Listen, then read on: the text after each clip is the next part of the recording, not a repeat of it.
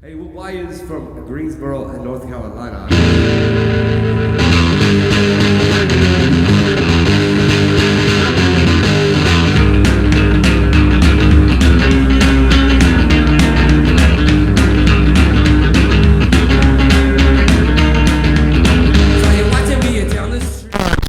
Back on 55, heading back to the dealership. Worked that issue a little bit when I got home last night, and what I found was that it was activated by the turn signals. So after shutting the bike off for a few minutes, the error would clear itself, the display would come up without the warning light. Applied the front brakes, applied the back brakes, it didn't come on. As soon as I hit the turn signal, either in the left or the right direction, the air light would come on. So there's something going on in the turn signals. Went under the seat, checked the fuses, continuity checked them all. They all look good.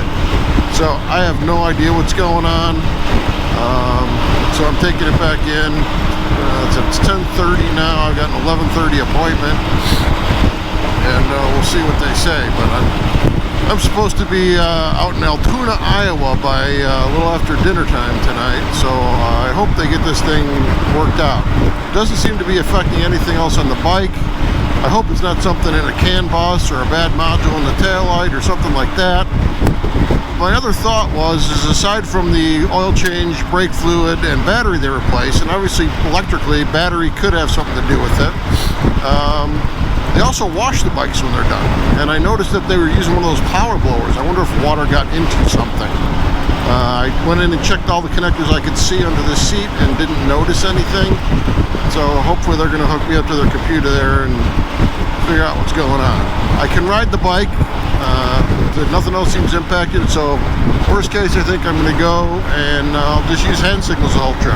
The brake lights work, which is really the critical thing. And when I turn, I'll just give them the old arm up left or straight out left or arm up right, and the down for the stop, and we'll see what happens from there. It sucks, but like I said, hopefully we're good. I will give you an update when I know more. Alright guys, so here I am back on the bike, heading west on 88, about 47 miles, 50 miles from the Iowa border. I was back at the dealership this morning to have a look at that air light I shared with you a little bit ago. And what they found is that my tail light unit, which contains the running light, brake light, and left and right turn signal, is going bad. I was there working with mechanic Steve. He was awesome, by the way, and we did a number of tests to kind of confirm that that's what it was. I can't imagine what the dealership could have done to cause that to happen, so I think it was just a coincidence at this point. It just sucks. So I'm going to go out. I'm still going to do my trip. We'll just have to settle for hand signals. We've got the right blinker mostly working, but the left one does not work really at all. So we'll stick with the hand signals and see where it holds up. I hope it does.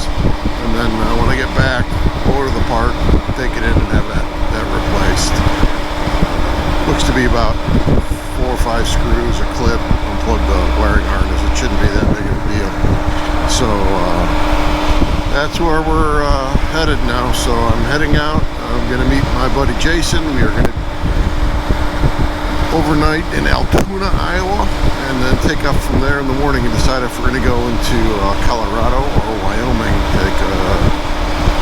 Take a look at the maps and see where we want to go. Like I said, I've been to Colorado a couple times pretty recently. There's a lot of upsides to it, but actually in the mood for something new. I'm thinking about heading north on Nebraska 2 out of Grand Island. It's supposed to be a nice ride up kind of towards the Wyoming border there as well. So we will see if that's where we end up or not. But for now, guys, hope you can stick with us, subscribe, head over to our YouTube channel, subscribe there.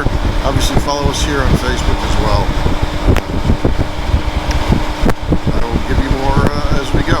Hopefully we're going to do a couple more talks. Talk about trips and bikes and kind of do the whole deal. It's been a number of years since we kind of went over that stuff.